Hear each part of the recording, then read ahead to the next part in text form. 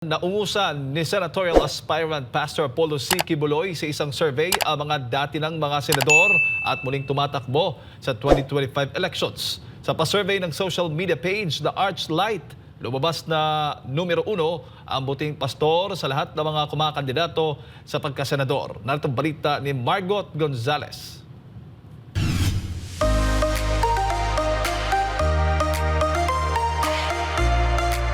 Malayo pa ang halalan ay matunog na ang pangalan ni Pastor Apollo C. Quiboloy bilang isa sa mga tumatakbo para sa pagkasenador sa 2025 elections. Ang COMELEC ibinasura na ang petisyon na nagpapadiskwalipika sa kanya. Wala na naman daw kasing basihan para hindi makatakbo sa halalan ang butihing pastor. Sa mga survey, patuloy ang pag-angat ni Pastor Apollo.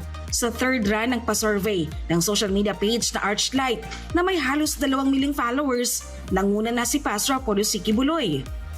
Naungusan na ng butihing pastor ang mga re-electionist gaya nila Senator Bato de la Rosa at Senator Christopher Bongo. Wala naman sa top 12 sina Tito Soto, Ping Lacson, Amy Marcos, Manny Pacquiao, Pia Cayetano, Bam Aquino, Francis Tolentino, Bong Revilla, Kiko Pangilinan at Gimingo Hunasan. Ligwak din sa survey ang convicted child abuser na si Franz Castro. Ginawa ang survey mula December 17 hanggang December 20, 2024. Ang tanong sa mga partisipante, sino sa 66 na senatorial bets ang makapagsusulong ng zero corruption sa Pilipinas? Sa naturang survey, si Pastor Apollo ang lumabas ng numero 1 may plataporma para tuluyang iwaksi ang talamak na korupsyon sa bansa. Si Pastor Apollo, kahit nung hindi pa siya tumatakbo sa anumang posisyon, kaliwat kanan na ang ginagawang humanitarian works, hindi lamang sa Pilipinas, kundi maging sa iba't ibang panig ng mundo. Si Pastor Apollo C. Quiboloy, walang bahid ng korupsyon. Kitang-kita yan sa mga naipundar, naipatayo,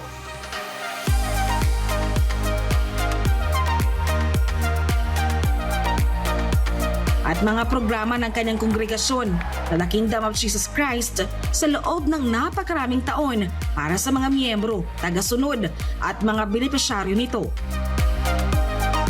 Ang Children's Joy Foundation Incorporated na itinatag ni Pastor Apollo Quiboloy noon pang 1998 ay nagawang makapagpaaral, makapagpakain at makapagbigay ng tirahan sa milyon-milyong ulila at may hirap na mga kabataan dito sa Pilipinas at sa buong mundo. Pagdating naman sa Jose Maria College Foundation Incorporated na itinatag ni Pastor Quiboloy noong taong 2002, 70% sa mga estudyante rito ay scholar ni Pastor Apollo Quiboloy. Habang ang Sunshine Philippines Movement o SPM na itinatag naman ng butihing pastor noong taong 2005 ay hindi rin natitinag pagdating naman sa pangangalaga ng kalikasan at pagsasaayos ng kapaligiran. Lalo pa itong naging aktibo nang sunod-sunod na tumama ang mga kalamidad nitong taon. Kaliwat kanan ang ginagawang pagtatanim at reforestation ng SPM sa ilalim ng One Tree, One Nation Tree Planting Activity sa iba't ibang panig ng bansa, maging ang cleanliness drive ng SPM sa mga lugar na gabundok ang basura.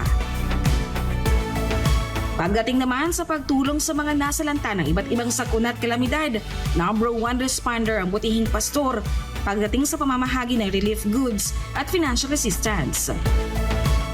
Tuwing sasapit naman ng birthday ng butihing pastor tuwing April 25, ay milyon-milyong mga bata ang pinapakain nito sa buong Pilipinas at sa iba't ibang bansa. Tambuhalang cake ang inahahanda ng butihing pastor para sa mga bata taon-taon. Meron ding unlimited rides, candies, cotton candies, ice cream at iba pang mga pagkain.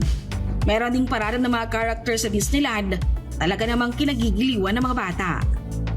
Ang Sunshine Media Network International o SMNI na itinatag rin ni Pastor Apollo Quiboloy ay naging numero 1 at kung hindi may bukod tanging tagapaghatid ng totoo at patas na balita. Ito ang numero 1 at tanging stasyon na nagsisiwalat ng mga hindi makataong gawa ng CPP and PNDF. Nagbigay ng kamulatan sa mga tao para hindi sila maninlang sa mga ginagawa nitong recruitment sa mga iba't ibang eskwelahan at institusyon. Yan ay ilan lamang sa mga hindi mabilang na resibo o patunay na mga nagawang kabutihan at kawang-gawa ni Pastor Quiboloy sa loob at labas ng bansa.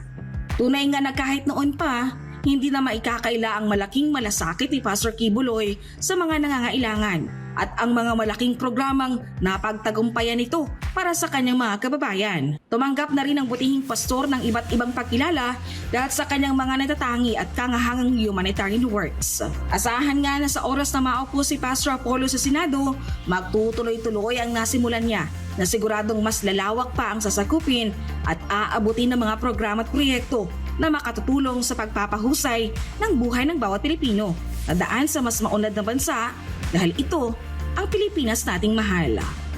Para sa Diyos at Pilipinas kong mahal, Margaret Gonzalez, SMNI News.